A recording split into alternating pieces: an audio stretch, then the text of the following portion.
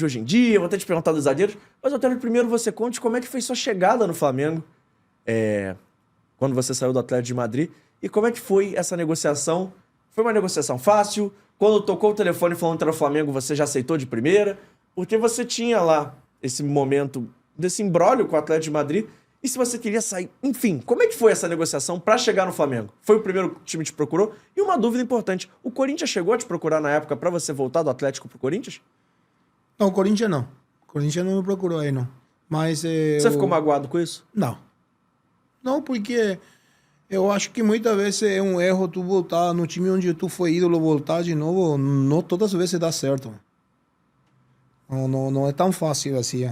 Porque a maioria tu vê que foi ídolo no time, depois jogou na Europa, jogou em qualquer outro time, volta e o pessoal sempre está esperando a mesma coisa e os anos passam e a coisa não é igual nunca, né? Eu fui procurado pelo Flamengo, meu procurador me falou que tinha um time aí, tinha um Flamengo. Se o Flamengo, acho que na época tinha patrocinador aí, não sei qual era, e que se eu queria vir. E eu falei para ele com certeza, né, que o time tinha caído lá na segunda divisão. Muitas vezes assusta, né, tu saber que vai jogar em outra categoria, né, não é nada fácil. E eu também falou Flamengo, né, o time é grande, eu queria vir mesmo, eu vim no Flamengo aí. Acertei na hora com eles. Na hora que o telefone tocou, era o Flamengo, você já deu sinal verde? Com certeza, mano. Com certeza, e ainda na época que os presidentes prometiam as coisas que eram absurdas, né? Na época, e tu nunca recebia, né? Isso era normal no Flamengo. E como é que foi sua chegada no Flamengo? Como é que foi? Você chegou, já se ambientou fácil ao time? Se ambientou fácil ao Rio de Janeiro, que foi sua primeira passagem aqui pelo Rio. Como é que foi? Foi muito fácil, né? Realmente foi fácil, porque aí eu já conhecia os pais desse menino aí, do Felipe, a mãe deles, o Bebeto, todo esse pessoal aí. E eu já, em seguida, me sentia em casa, né? Foi muito fácil, para mim foi muito fácil aqui no Rio de Janeiro, né? E nessa passagem pelo Rio, tem vários episódios marcantes. Você é campeão carioca pelo Flamengo em 2001. Mas eu queria te perguntar o seguinte, porque assim, você saiu de um Corinthians, que tinha lá Corinthians, Japão, mesmo assim, brigava muito de igual para igual. Você foi pra Espanha, já era uma realidade diferente, onde tinha o Real Madrid e o Atlético não tão bem. Você chega aqui no Flamengo, era um Flamengo que fazia frente, competia, mas não era o melhor time tecnicamente da cidade, dá pra gente falar assim. Tinha um Vasco que era muito forte, o Flamengo brigava ali, mas assim, a nível nacional, pelo menos, era um Flamengo que tinha uma certa dificuldade, até de organização mesmo. Então como é que foi pra você essas três realidades diferentes? Que a gente já sabe, né, que a organização da Europa é totalmente diferente. A gente não está nem perto disso aí, né? Principalmente nessa época, nesses anos aí, a diferença era abismal, né? Mas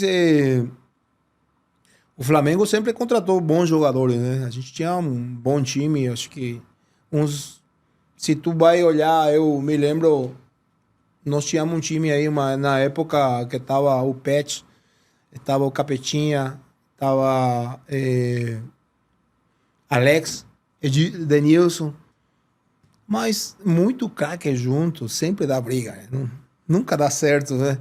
E a organização era diferente, né? O Flamengo estava naquela época que estava muito bagunçado, principalmente a parte administrativa do Flamengo, né? Porque o torcedor sempre foi apaixonado, o torcedor sempre acompanhou e para mim essa era a grande diferença na época com outro time, né? Porque eu já tinha jogado em São Paulo e eu sabia a diferença que tinha, né?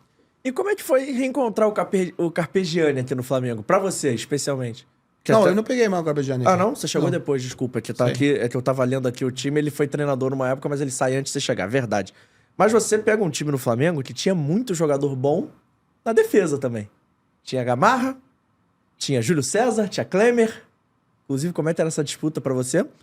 E na lateral esquerda tinha um cara que era especial, que era o Atirson. Como é que foi ver o Atirson no Flamengo? Ele era diferente mesmo, assim? É um lateral que hoje em dia não tem mais? E é lateral diferente, né? Um lateral de ofício mesmo, um lateral que que sabia jogar, né? Que ele atacava muito bem, um cara muito bom. Era totalmente diferenciado que atualmente eu acho que carece o futebol brasileiro e o futebol no mundo inteiro, né? E você falou do Denilson, atacante, Denilson viria a ser pentacampeão do mundo em 2002. Como é que foi a passagem dele pelo Flamengo na sua visão? Você imaginava que o Denilson ia ser esse cara que ia chegar a ser campeão no mundo, ia ser esse cara que ia ter esse sucesso todo, assim? Porque ele chega no Flamengo bem jovem, né? Sim, mas ele sempre foi o craque, né? Eu já tinha enfrentado ele jogando no São Paulo, né? Só que, como eu te falo, né? O Flamengo era um time que se tu ganhava do Vasco, já parecia que tu ganhava já o campeonato do mundo, né? Era só ganhar do Vasco, não tinha que perder para o Vasco, né? Depois já tu podia perder com qualquer um. Era mais ou menos desse jeito que a diretoria mesmo mostrava para o jogador, né? E se você vê o meio campo que a gente tinha, o ataque que a gente tinha, era para ganhar de qualquer time, só que não era um time organizado, né? Por isso que o pessoal que eu me lembro, coitado do Leandro Ávila, né? Quase morria no jogo, né? Que ele só tinha que correr por todo mundo ali no meio. Não era fácil para ele.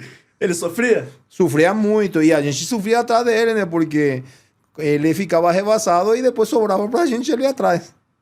Olha só, tem um cara que jogou com você no Flamengo e esse cara também é engraçado. Eu fui ver uma resenha dele outro dia, assim, eu chorei de rir. E eu queria que você falasse um pouquinho mais gente, que foi o Iranildo, que o pessoal chamava de Chuchu. Iranildo. Você era craque também. Bom jogador. Né? Era craque? Era craque. Isso sim. E era especial fora de campo também? Era um cara engraçado? Era um cara muito engraçado também, né? E que cada time sempre tem um personagem no time, né? Sempre aparece um que é mais simpático que o outro, né? E esse fazia a diferença também. É importante ter esses caras dentro do elenco? Ter esse jogador? Tem que ter. Tem que ter para dar uma... muitas vezes muito sério também não dá para levar tudo, né? E tem que ter aquele cara que quebra esse gelo aí que tem no meio, né? E como é que era ter o Beto no time? Porque o Beto era um cara diferente também, assim. A gente tá falando de Alex, tá falando de Pet.